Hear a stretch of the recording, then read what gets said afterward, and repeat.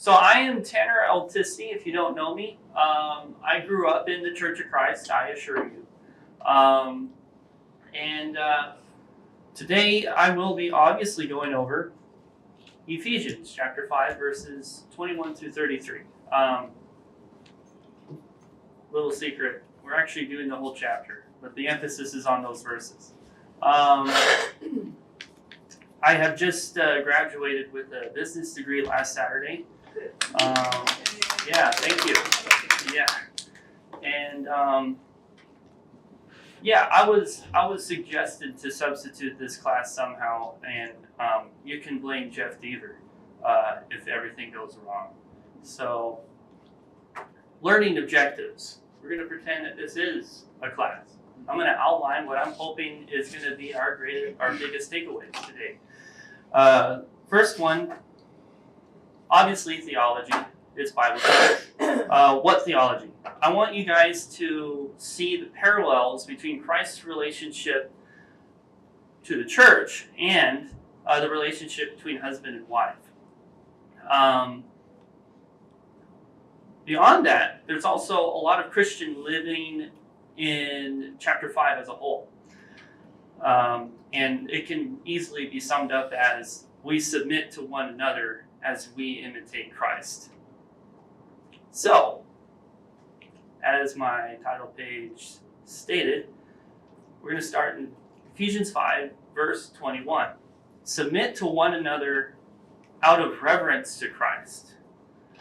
Any thoughts that are provoked by reading that verse right off the bat? Well, it's mutual. It is mutual. It's not just women submitting to men. It's like, men, they're supposed to treat their wives like Christ treated the church. Exactly. It's a thing. Mm-hmm.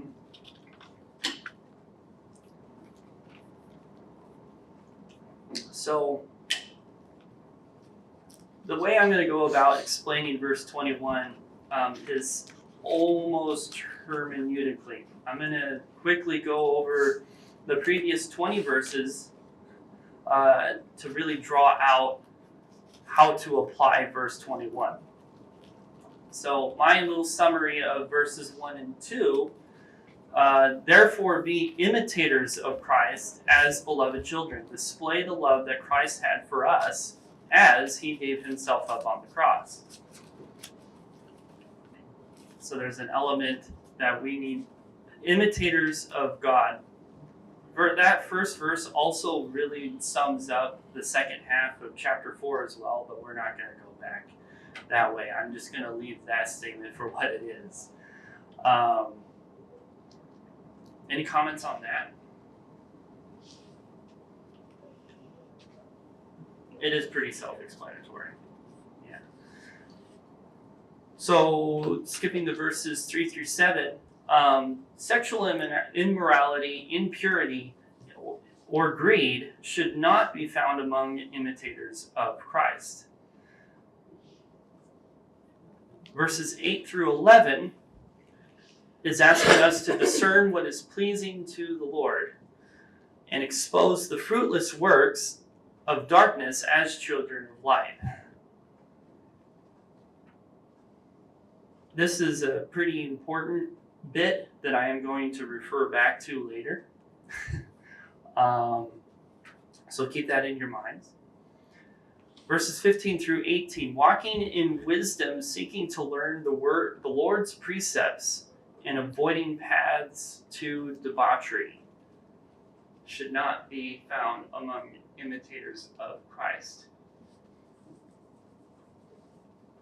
And finally, verses 19 and 20, we maintain our Christ-like demeanor by staying thankful to God and to each other, choosing to be joyful in our hearts in a fashion that others see us joined in song. I think I stole that from Jeremy. So, all right. So a little bit of exposition before we get into verses 22 through 33. I do want to point out that verses 22, 24, and 33 all concern the wives or the church, because it's read both ways. In the same fashion, verses 23 and 25 through 33, half of it is to the husband and the other half is to the wife, all concern the husbands, or rather Jesus Christ. So depending on how you're counting that, it's 3 verses for wives, 9 or 10 verses for the husbands, or Jesus Christ. So this is important to me to point out because it's clearly showing that emphasis is placed on the husbands because, as far as I can tell, including what we will read, men are naturally self-serving and they need an example or a life-changing event to become caring and nurturing like Christ. So, yes, I am explicitly saying that women are more apt to being caring and nurturing, and therefore the natures of man and women are different. Oh, Sandra. I wanted to see that on his. I don't have the remote for that. Okay. That's your iPad. My iPad is Tanner's iPad, not Sandra's MacBook. Let's see, this is the LG remote. Oh, You accepted without realizing. I meant to press down. Is there even a Sandra in here? Should I go back? Yes, I want to exit. Yeah. Oh, it didn't. Okay. All You right. disconnected. Take down Sandra. Sandra's She gone. might have been on the wrong TV, or wrong room. I see. Oops. Oh well, no problem there. Yeah, I guess so. So a few weeks ago, I think Jeff Deaver was in here teaching this class. Is that right? Mhm. Yeah. And at one point, I asked for his slideshow. At one point, he referenced Ephesians 6, 1 through 4. I'm going to steal verse 4. Fathers, do not exasperate your children. Instead, bring them up in the training and instruction of the Lord. Because 21 through 33 of chapter 5 do kind of build up to Paul's next point in chapter 6, which is about children. And then he pitches in another verse about the importance of what fathers are to do. Fathers, do not exasperate your children follows along that theme that men need to be challenged to become more than just self-serving. So thank you for using Ephesians 6, Jeff, in your presentation. I just stole it. So,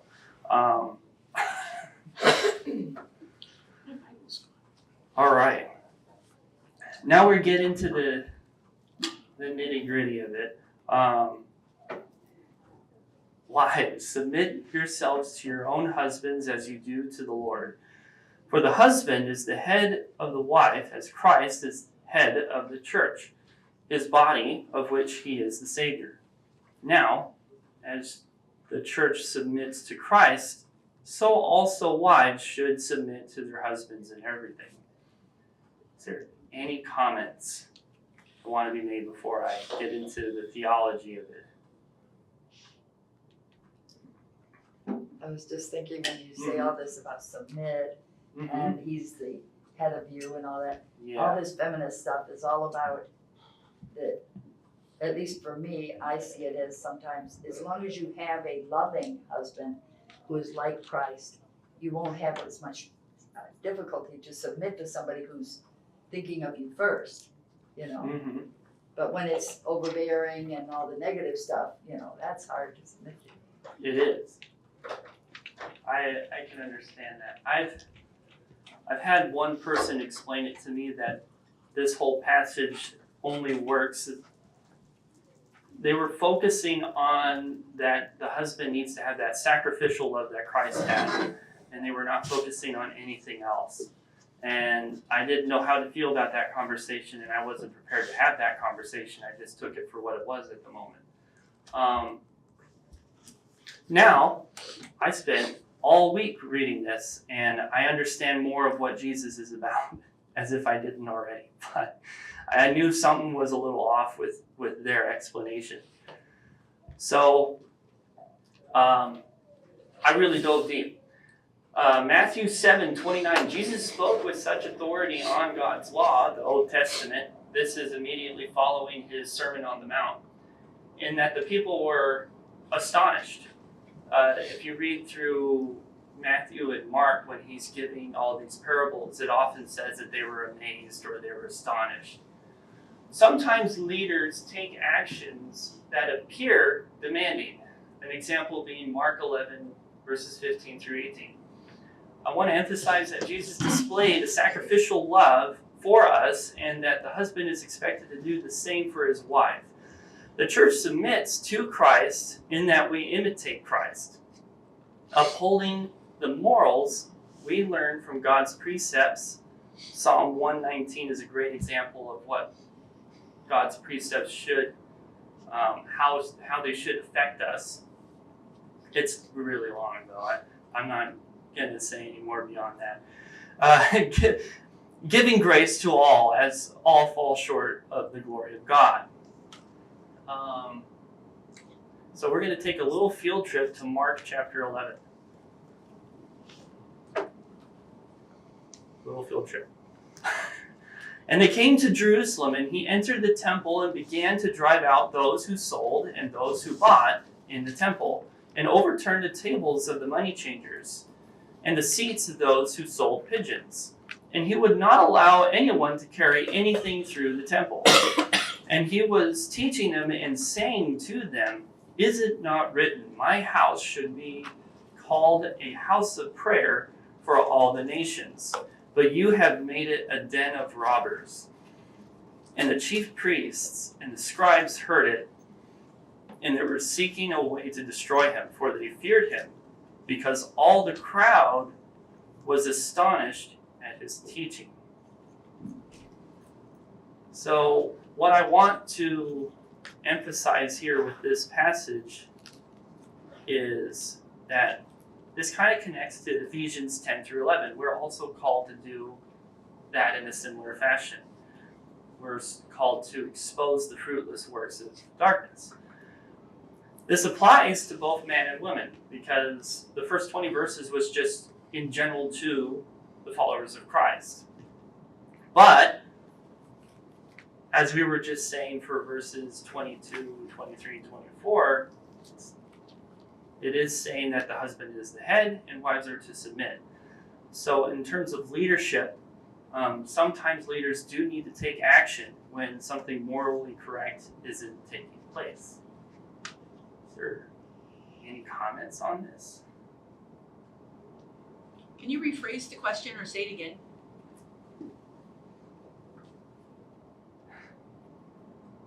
Sometimes leaders are to take action when something morally correct is not happening. Is how I worded it, because that's what Jesus did here. He also argued with the Pharisees when they were trying to uphold morally devious rules, and so he challenged them verbally. And here he does take a seemingly demanding action, as that person I was talking to before. The husband is not to be demanding at all. And I feel like they were ignoring certain characteristics of Jesus. Jesus is supposed to model for us how to do things correctly. I will get into how he was a servant leader pretty soon.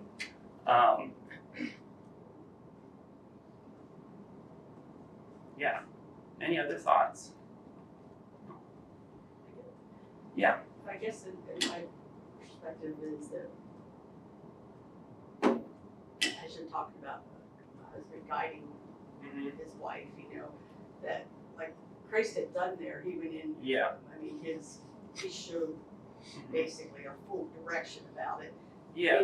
If it's something at that level where a wife is not following what is the Christ-like way, then, there's certain things that I could imagine that there still could be some strong coming on about, but a lot of it is just how you're living, how one of you lived, the other one didn't live the same way, and so once you're married, and it's a way that the husband can help guide the way based off of what God wants us to be. Yeah. And so it's a matter of just having the conversation and explaining and using scripture to share the direction. Instead of, Yeah. This is certainly an extreme, but I just wanted to at the level exemplify. it is though, it's, Yeah. yeah, it is. So there are times when that is necessary. Yeah. But I also want to point out that I do feel like this passage, as it's said, as it's telling us that Christ's relationship to the church is similar between husband and wife, I also kind of feel like this passage is not just a model for husband and wife, but also a model for the church. And so this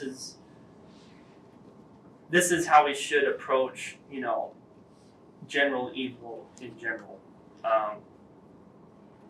Yeah. Terry. Go back to Ephesians 5. It never says husbands make your wives submissive. Correct. It says wives, you be submissive, and it's Right. completely up to them. It is. And so we are not to go in with a whip that will No. not have good results, Mm-hmm. and it's comparative. He does not say, wives submit to your husbands, period. Correct. He says, wives submit to your husbands as you do to the Lord. Mm-hmm. And so if they can submit to the Lord, then do that with your husband. Yeah. But none of them are perfect. No. No one's perfect. So he's not saying, he's leaving a big hole here. Yeah. He's not saying, wives, you need to be perfect in your submission to your husband. He's saying, I recognize you've got some physical or some difficulty in being submissive, because I think everybody does. We just don't like to do that, and some people can't even do it with Jesus. So he's kind of saying, as much as you respect Christ and follow him, do that with your husband. So it's a comparison. It's not a I do have that in my second to last slide. okay. Yeah. Sorry, I tried to do that. It just seemed like we were all to take whips, and I know that's not going to go well this afternoon. No. So jumping to Ephesians verses 25 to 30. Husbands, love your wives, just as Christ loved the church and gave himself up for her, the church, to make her holy, cleansing her by washing with water through the word, and to be present for her as a radiant church, without stain or wrinkle or any other blemish, but holy and blameless. In this same way, husbands ought to love their wives as their own bodies. He who loves his wife loves himself. After all, no one ever hated their own body, but they feed and care for their body, just as Christ does the church. For we are members of his body. So my take on that is to love as Christ. Only Jesus sanctifies the church, which means that he spiritually sets apart God's people from the rest of humanity to serve God's purposes. But the emphasis here is that the relationship that man has with his wife is that the husband is edifying to his wife, in the sense that Christ's example was that of a servant leader to the church, that we can find in John 13, verses 12 through 16. So we want to sit on this for a minute before we go to John chapter 13. I'm going to go to John chapter 13. Okay. So when he had washed their feet and put on their outer garments and resumed his place, he said to them, "Do do you understand what I have done to you? You called me teacher and Lord, and you are right, for I am so. But if I then, your Lord and teacher, have washed your feet, you also ought to wash one another's feet. For I have given you an example, that you should also do just as I have done for you. Truly, truly, I say to you, a servant is not greater than his master, nor is a messenger greater than the one who sent him. So this, I find, supplements the idea that men need an example to put others before themselves, as Jesus washed the feet of his 12 disciples to model the greatest among you shall be your servant. Whoever exalts himself will be humbled, and whoever humbles himself will be exalted. I think it's an interesting comparison. I would like to know what today's equivalent to washing the feet is. When I was brought up in the Church of Christ, and when I was in junior high, our teacher brought in a tub and all the equipment to wash feet and asked for a volunteer from us to let our feet be washed. And none of us raised our hand. None of us wanted him to touch our feet. And I was a deacon's daughter, and my dad had already told me if no one did it, I was to volunteer. So my feet got washed. But it's interesting because did everyone love to have their feet washed back that way? Was it so accepted it was a handshake? So he went to Simon Peter first in this passage, and Simon, like Peter, protested at first. He's like, Lord, you're the one in authority. Why are you washing my feet? And Jesus basically responded with, pulling from memory, something along the lines of, this must be done. I'm trying to have a teaching moment. Peter, shut up. And Peter responds to that with like, oh, if you're making a point here, then wash my whole body then. If I need to be cleansed, then I need everything. And Jesus responds to that with like, no, I'm just washing your feet. He makes another point. I am using this passage specifically because Jesus does put himself into that lowly place of washing another's feet, because usually that was reserved for servants of the household, for guests, and for when the owners of the house, I guess, went back to the home, their servants would wash their feet. And so Jesus does that. And he's trying to show to the 12 disciples, that are all men, by the way, that they need to do this for the church, for each other, for God's people. It is the action, it is the relationship that Jesus is trying to teach us how to act. And so that not only do we need to do that for our fellow Christian, we also need to do that in our own homes.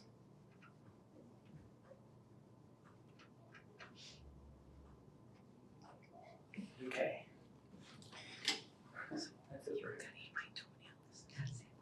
All right. So, verses 31 through 33.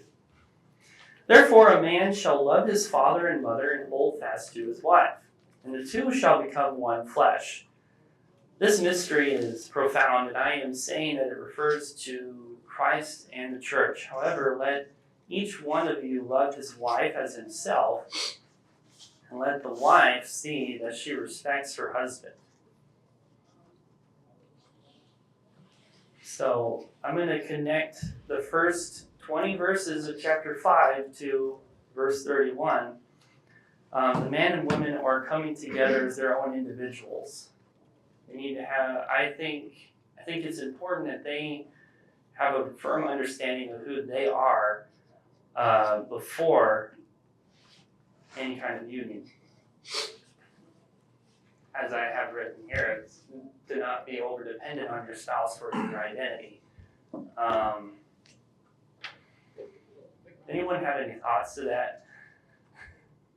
I like that you put not to be over-dependent on your spouse for your identity. What made you put it there? Generational trauma. Let's put it there. Generational trauma.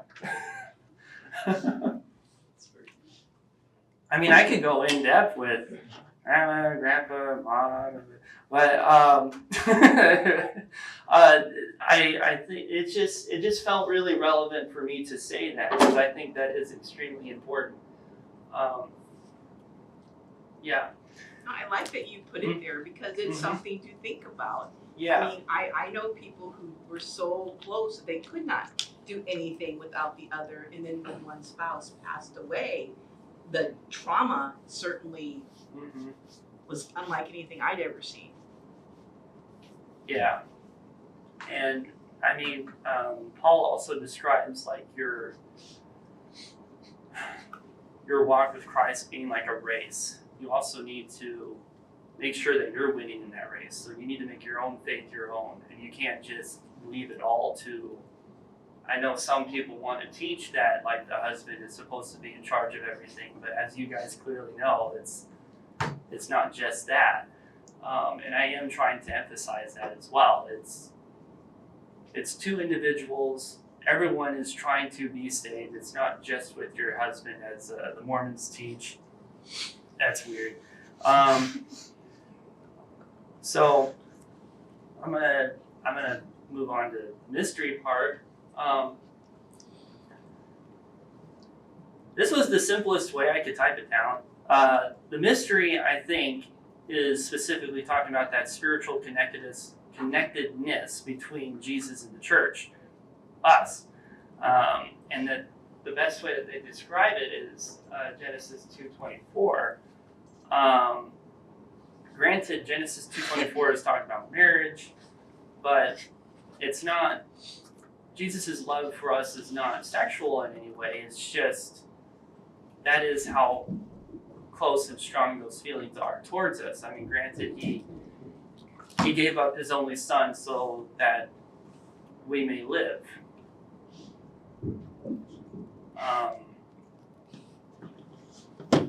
Yes. So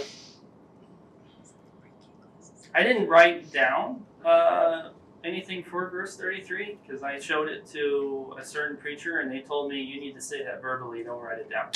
I was like, okay. But it's pretty much what Terry was saying earlier. Let the wife see that she respects her husband. And we are to revere Christ, but the wife is to respect her husband. There's a difference there. Revere is much greater than respect. Did I write down that? Reverence is a deep feeling or attitude of profound respect mixed with awe and veneration. It's very worshipful kind of respect. Whereas respect is just, what is respect? Just hold someone in honor. Hold someone in honor They hold. in the position that they hold. You respect the office. You respect the office. Esteem them. Esteem them. Okay. I'm looking for, is respect earned? Not Yes. necessarily. Not necessarily. I can respect the president. Or I Yeah. can respect my principal. I work at a school. I respect her. I don't like her. But she's the Respect the president. office. Okay. But that principal earned it, maybe Yeah. not directly with you, but indirectly. Yeah, so like normally when you're telling rising leaders not to expect respect, but to earn respect.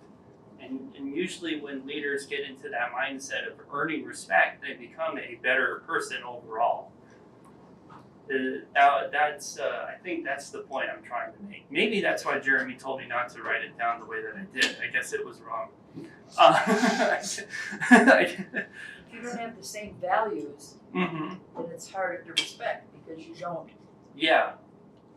see, how do you esteem someone that you totally disagree with? Exactly. Yeah. Yeah, I feel that. Don't call me out. Okay. Well, conclusion.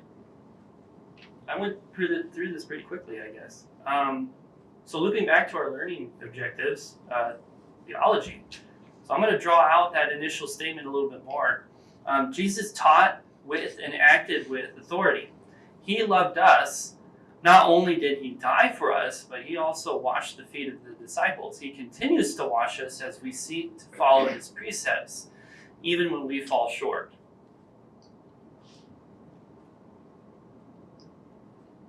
Got it? Well, that's good, because we always fall short. Yeah. I matched up a bunch of the words that I said in the other slides and put it there. Christian living. We follow Jesus' example, finding confidence in his teachings and giving grace to one another as God did for us, so that we can serve each other as Christ did, as the church.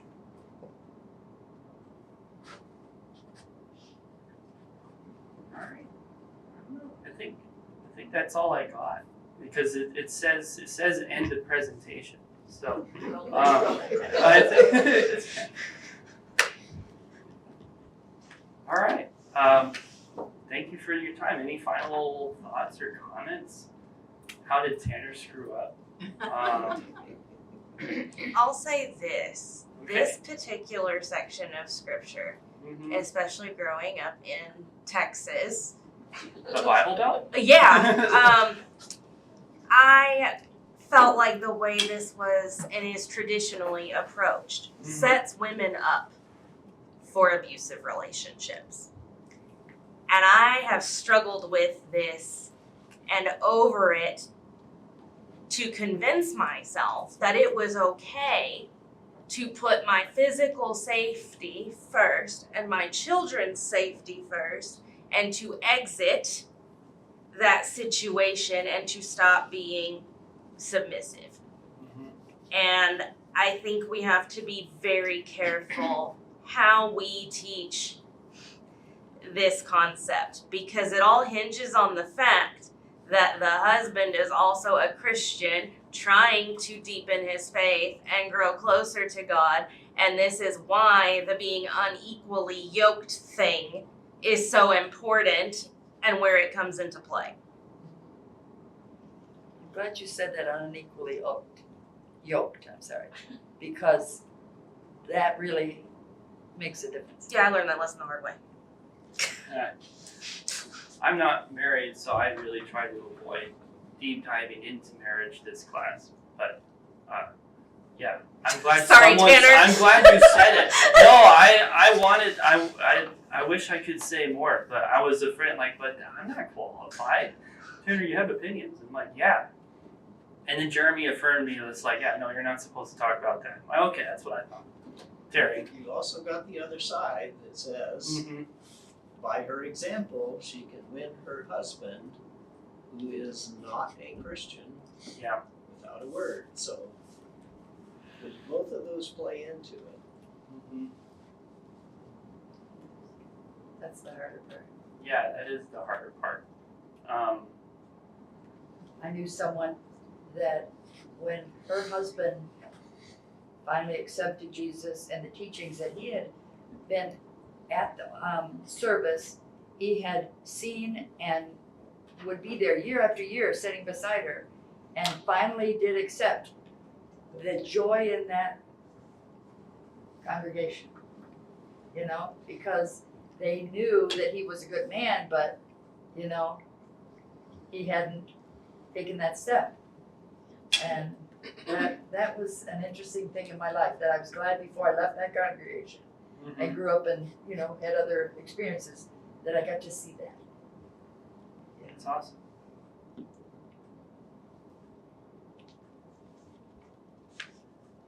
Okay. Yeah. Good class. Thank you for indulging me. Thank you, Ken. Yeah. Good job.